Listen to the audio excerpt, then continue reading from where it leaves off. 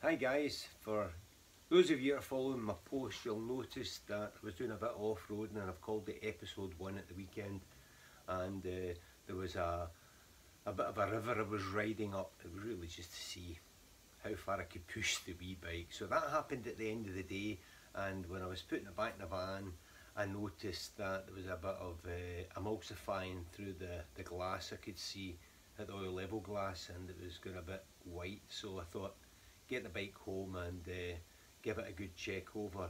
So before I even go to that, I was wanting to show you, you have your air filter behind this panel here. Now it's just basically 3 nuts that you take off there, and this one here is a dummy for some reason, and you can pull it off. You can see that it's just got a nut in the back of it, and there's this dowel here that just locates in here to hold it on.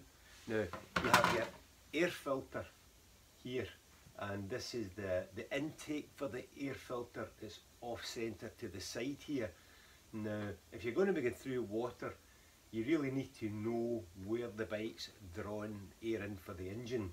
So when you look across here, you've got the rear pillion foot peg here. So to be safe, you don't want to begin through water any higher than this rear foot peg to give you this safety margin of a gap. Now this is just 3 Phillips star screws that hold this on. I've already taken the screws out, and there's a locating dowel here, so it must sit at this angle.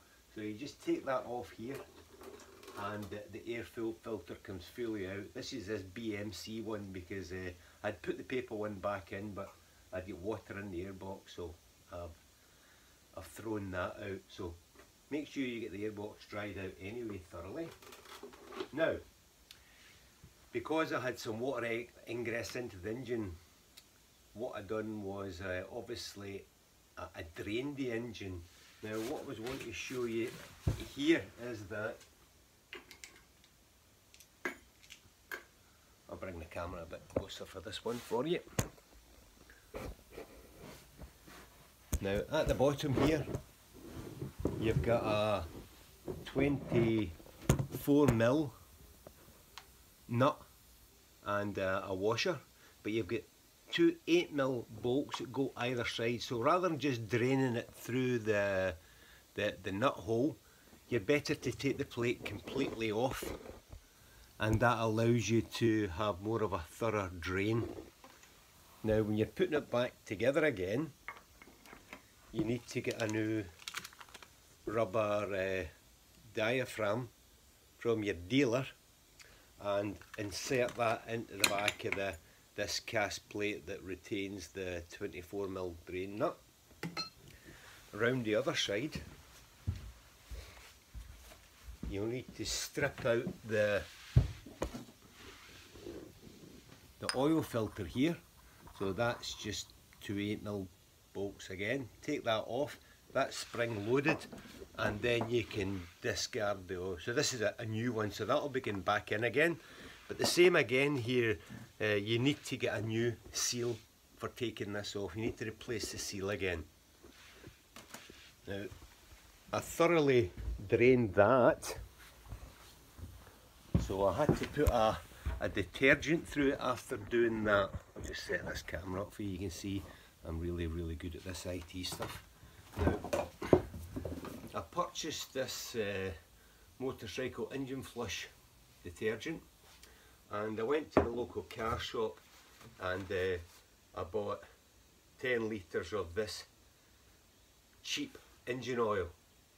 So drain the dirty fluid out, then take the oil filter out and top it back up again, put it all back together, top it back up, put the cheap oil in, run it for 10 minutes, well as per the instructions of this, then put the detergent in and run it for another 10 minutes. Then completely drain the oil again, so you get through the whole process, and you need to just keep doing this until you've got no emulsifying left. So I've actually drained it 4 times, and I've got a little bit of oil here to get rid of it. It was wasted. So it was an expensive exercise, for the sake of riding through a river. So I'd been playing there all day, but generally I had been going across the river at right angle following the paths. So at the end of the day I thought I'll clean the bike and I'll just run it right through the river, and that's what really buggered it up.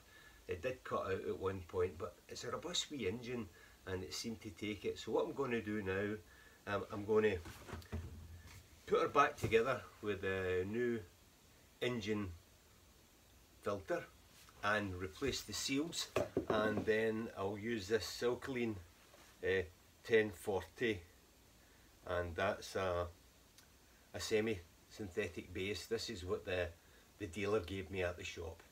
So just as a point of interest, obviously there'll be a lot of you mechanically minded and I'm telling you how to suck eggs, but for those guys that are not really sure what they're doing, it's quite a simple bike to operate. So I'll check out now. Cheers.